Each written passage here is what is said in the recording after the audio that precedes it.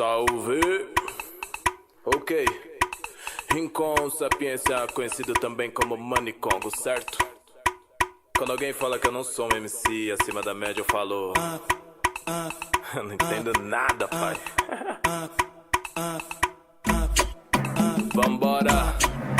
Meu verso é livre, ninguém me cancela. Tipo Mandela saindo da cela, minhas linhas voando, cheia de herói. Muito bem, estamos começando o primeiro episódio do Contracapa, um spin-off do Diagrama, onde eu converso com as pessoas responsáveis pela criação de várias das mais importantes capas de disco brasileiras. Meu nome é Rogério Lionzo e nesse primeiro episódio eu falei com Lucas Falcão e Lucas Bacic do estúdio Sávia sobre o processo de criação da capa do disco Galanga Livre, do Rincon Sapiência. Se você curtiu o projeto, envie esse episódio para algum amigo que gosta de design, curte discos ou que é fã do Rincon. Também não esquece de mandar sugestões de próximos discos pra gente conversar por aqui, beleza? Agora com vocês, a história por trás da capa do Galanga Livre, álbum de estreia do Rincon Sapiência de 2017. Pega eu, pai. Bom, eu sou o Lucas Bacic. Sou o Lucas Falcão, somos os Lucas. Somos sócios, designers da Sávia Design Branding. Hoje a gente está para se mudar para o Rio de Janeiro nos próximos meses, mas a gente é daqui de Recife. A gente trabalha, já vai fazer 3 anos pelo estúdio com design estratégico e a parte de identidade e design gráfico. E qual era a relação de vocês com o Rincon antes de fazer essa capa? Então, eu tinha ouvido falar um Rincon por uns amigos meus de São Paulo, mas era uma relação bem distante. Ele acabou chegando na gente por indicação. Eu já tinha uma carreira de 10 anos, era mais underground e tal, né? Esse ia ser o primeiro CD dele e foi por indicação e a galera curtiu o portfólio da gente e chamou. Chamou pra conversar, né? A gente trocou uma ideia. A gente, na hora que falou que era Rincon, a gente foi atrás pra conhecer um pouco melhor, vi que o cara era, tipo, mesmo antes das músicas, viu que o cara era muito bom. Total. Qual foi o clipe? Era aquele Linhas de Soco. Isso, exatamente. Linhas de Socos. Que eu acho que foi um primeiro estouro dele, ainda sem ganhar essa relevância nacional como ele tem hoje. E aí a galera chegou por indicação, um primo meu trabalha com música e tal, e lá em São Paulo acabou botando a gente na roda. A gente trocou uma ideia mesmo aqui de Recife. E aí foi super legal, a produtora, que é a Boia Fria, um pessoal super aberto e tal, e desde o começo acho que a relação foi bem legal. E como é que foi a ideia por trás dessa capa? Então, acho que vale de contar um pouquinho do processo. O Rincon chegou pra gente com uma imagem muito clara. O álbum chama Galanga Livre, e aí o álbum ele é inspirado em um conto que fala sobre um escravo fujão que ele se libertou, acho que assassinando um Capitão do Mato. Ele se libertou e baseado nesse conto ele criou essa imagem desse Galanga Livre. E aí ele chegou com uma imagem muito clara sobre essa figura do negro. Negro liberto, né? O negro liberto, o negro empoderado. E a gente começou a conversar muito sobre isso. E aí o processo foi evoluindo com o tempo, porque inicialmente eles já tinham feito um editorial, uma série de fotos. A gente meio que teve que trabalhar em cima das fotos já tiradas. E aí a coisa estava indo e voltando, a gente não estava chegando em um lugar que a gente estava sentindo confortável. E o que era muito legal é que tanto o Rincon como o pessoal da produtora, todo mundo era muito horizontal. Respeitava muito cada um o trabalho do outro e dava muita liberdade. Não, e a discussão era muito enriquecedora para os dois lados, assim, de admirar o trabalho do outro, mas e o discurso, a gente quer ir por esse caminho e respeitava também o fato de a gente ser designer, a gente também tem um certo know-how para como se comporta um discurso. Total. Isso que elevou o produto final. Total. E aí eles chegaram com essas fotos, a gente começou a fazer, teve muito vai e volta, até a gente conversando com eles, a gente perceber juntos que a foto é que talvez não estivesse condizendo com a mensagem, independente dos recursos visuais que a gente estivesse criando. E aí, quando a galera percebeu isso, a gente conversou, meio que todo mundo chegou no acordo, beleza, a gente tem que produzir um novo editorial. E aí, que a história é muito louca, que eu acho que é um exemplo de timing incrível. Beleza, vamos tirar uma foto nova, e aí o Rincon sumiu. E o Rincon sumiu por quase 1 ano.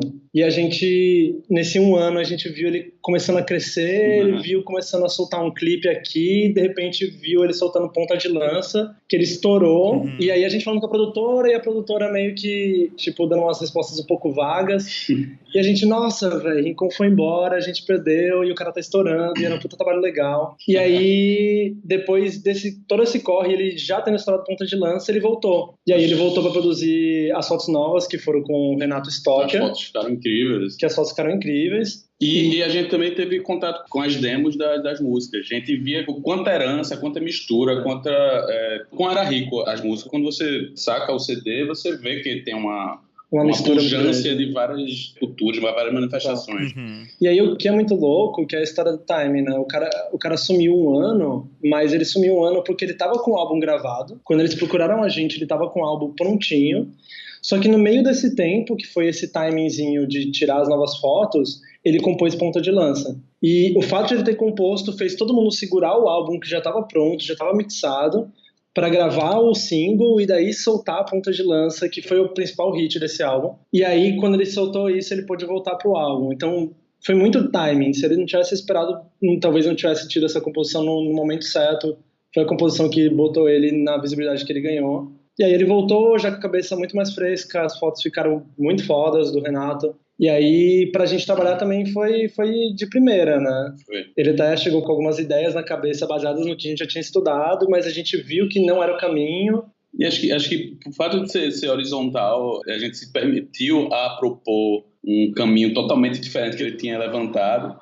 E o que eu estava falando da questão da mistura da música dele, a gente também queria trazer essa essência para a capa final, assim. Como é que a gente vai trazer essa herança, como é que vai trazer essa mistura? E acho que a capa tem um caldeirãozinho bem diagramado dessas manifestações que a gente conseguiu pincelar na música dele. A gente foi atrás tanto de referência visualmente, né? Referência de grafite, uma coisa mais atual, a referência de símbolos africanos, e aí foi atrás de uma coisa meio tipo, o que é esse passado de música brasileira, né? O que é essa música setentista, capas de Jorge Ben. A capa tem um quê de Jorge Ben. Total. A gente quis também pegar um pouco desse passado, porque percebia que era muito clara no trabalho dele essa mistura, né? Isso se estende para o encarte também, né? Que a gente fez o trabalho do encarte, que também é bem interessante. É aí que a gente pira mesmo, né? E os arabescos inspirados em grafites e grafismos africanos. E aí a gente soltou a mão, né? Foi um projeto muito foda de fazer. Foi bem divertido. Pô, que legal isso. Essa parte das fotos também, vocês tiveram alguma influência nas fotos? Que vocês estavam falando nessa questão de terem conseguido enxergar que as fotos antigas não estavam funcionando, né? Como é que foi esse processo da foto, assim? O que foi muito legal, que é nos detalhes, né? Acho que as simbologias são construídas nos detalhes. A foto antiga, a gente começou a perceber que o problema estava não na pose, não na foto, mas na roupa em si. Ele estava usando, na época, a foto que a gente estava usando, ele estava usando um chapéu de palha. E quando a gente botava esse chapéu nesse contexto... Do negro liberto, do negro elevado. A mensagem não casava. O próprio Rincon, que estava falando que estava incomodado com essa foto, não sabia por quê. E a gente junto percebeu, acho que talvez seja a simbologia disso. E aí a gente pôde conversar exatamente sobre essa história da roupa. E é muito engraçado porque a parte visual dele, como ele se veste, é tipo uma grande identidade dele. Total. É muito forte na imagem dele. E aí a gente pôde debater sobre isso e que símbolos são esses, né? Pra onde que a gente tem que ir. Foi legal. Acho que o Rincon é um ícone de uma cultura bem quente hoje no Brasil, da cultura negra, assim, de elevar. Acho que o próprio jeito de vestir, acho que influencia muita gente isso. Isso é muito legal, a gente tá associado a esse recorte da história, saca? Isso é muito massa, porque eu já vi ele dando entrevista também em relação à maneira que ele se veste, né? As saias, né? A roupa africana e tudo. E ele falando que ele tá crescendo bastante agora, mas ele até hoje que escolhe as próprias roupas, que faz toda essa parte, né? De direção de arte, da parte visual dele. Total. Total. É bem legal que ele também tava disposto a discutir, né? Conversar. Eu acho que é bem maduro, né? Esse tipo de conversa, assim, né? Com o artista e com... Muito. Total, não. E esse lance das cores da capa, né? Porque tem umas cores muito específicas, assim, né? Essa questão da tipografia amarela, da parede azul, né? Tem uma força grande também em relação à composição das cores, né? Isso foi uma coisa que vocês também já sabiam que as fotos iam ser num determinado lugar que, por exemplo, ia ter essas cores? Ou esse processo de selecionar essa foto com essas cores e pensar nisso veio depois que vocês pegaram essas fotos para trabalhar com elas? É uma surpresa incrível de locação. O pessoal da produtora conseguiu levantar essa locação, tipo, incrível. E aí a gente teve 2 cenários muito bons de locação, que uma era essa parede azulzona e o outro era uma parede de tijolo. E aí a gente ficou, quando chegou nessas 2 locações que a gente tinha para trabalhar esses 2 cenários, aí o azul contava muito mais alto. Muito, muito. E aí fez muito sentido na capa, a gente já foi direto trabalhar em cima dela, aí acabou casando. E tinha até a questão da essência, da brasilidade. O amarelo casou rapidinho, assim, né? Foi, total. Que também a grande iconicidade é a postura dele saindo da casa, assim, tipo, badass motherfucker, assim. Aí que tá o ponto. Aí que tá o ponto do que ele queria trazer.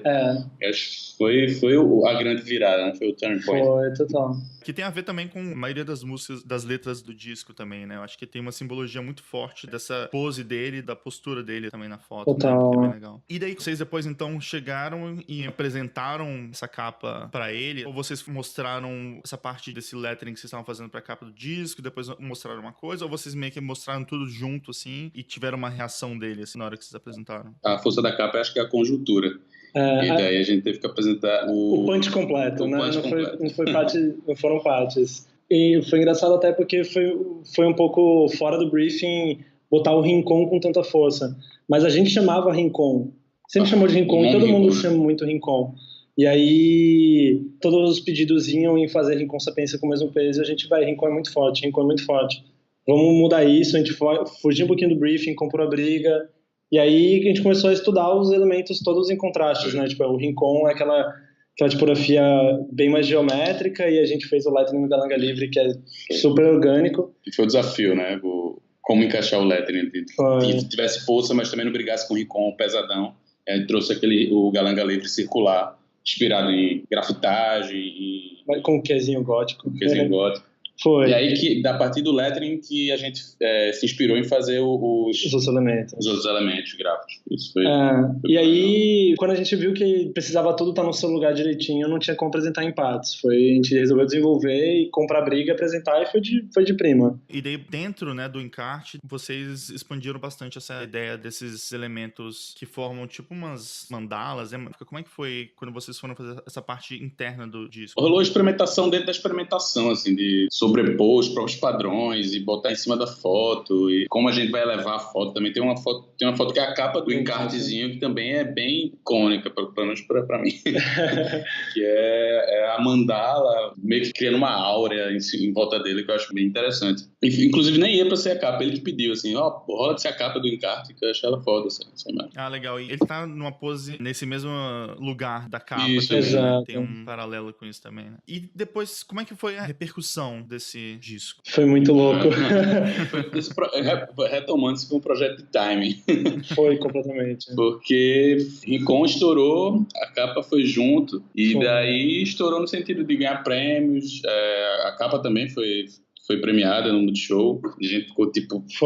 A gente ganhou a melhor capa de 2017, e o ciclo foi muito louco, porque pra gente, claro que deu uma visibilidade muito legal, mas a gente não imaginava que ia chegar o prêmio. A gente estava vendo ele crescendo, a gente estava vendo ele ser indicado a Artista Revelação, a melhor álbum em tal revista, em tal prêmio. E daí, de repente, liga uma galera falando que a gente estava concorrendo, querendo saber o endereço, que se a gente ganhasse, a gente ia receber um troféuzinho. Olha aí, bem bom. Mas o que eu acho mais foda disso é a questão de como eu lido com capas de discos e como elas são recortes de um tempo. E a gente está, de certa forma, o nosso nome está associado a um recorte histórico da música brasileira. Total, e um álbum que ganhou tanta visibilidade. Isso nem é um prêmio, eu adoro o prêmio do Multishow, mas nem é um prêmio... Chega nesse nível. Imaginar que essa capa vai ser lembrada daqui a anos como um recorte de tempo de 2017 é muito louco. E ele ganhou, acho que ontem ganhou também o melhor disco na revista Bravo. Até agora tá rolando. Eu vi em várias seleções de site, de revista, colocando esse disco como o melhor disco do ano, assim, né? Então é muito massa mesmo. Né? E é muito foda pra ele. Ele tá no rolê há 10 anos, velho. E o cara é bom. O cara é muito bom. E foi legal pra gente, deu uma visibilidade muito legal legal, acabou trazendo outros projetos voltados mais para música, e daí a gente recentemente fez a capa da volta do Cordel do Fogo Encantado, que é uma banda pernambucana, tipo, bem forte, e aí eles chamaram a gente pra fazer o álbum. Foi massa. Foi massa. E tem aparecido os projetos voltados mais pra cultura, eu acho que foi super legal, todo designer curte, né? E foi um ciclo também muito legal, porque, sei lá, 6 meses depois, a gente foi indicado pelo Multishow e ele veio fazer show aqui em Recife, no Coquetel Molotov, que é, um dos melhores festivais do Brasil. E a gente encontrou com ele lá, tipo, dias antes de sair o resultado da premiação. O ciclo todo foi muito legal. A gente doidão. Foi a primeira vez que vocês tinham encontrado com ele assim? Pessoalmente, sim. Pô, legal. E pra finalizar, pra vocês, qual a importância da capa de um disco? Eu acho que é muito essa história do recorte do tempo. Hoje, pra gente, é muito isso. Tipo, pelo menos por mim, se vê como... ver o seu trabalho marcando uma geração, culturalmente falando, e que influencia em vários âmbitos sociais, nas artes, na expressão, na moda. Você vê que o teu trabalho, de alguma forma, tá ali no meio e tá criando essa influência, é muito legal. E se virar vinil, melhor ainda.